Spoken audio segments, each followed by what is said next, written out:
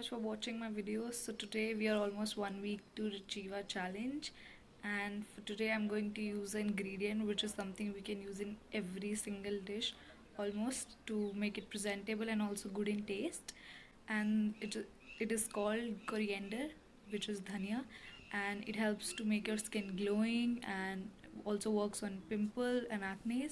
So let's get started.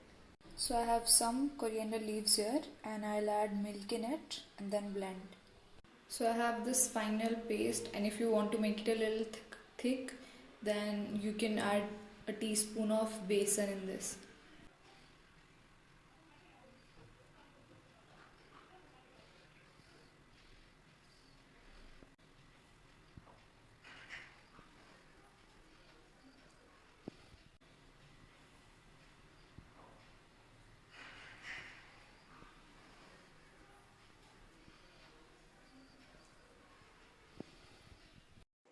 And it's done, so just go and try this. See you tomorrow. Bye.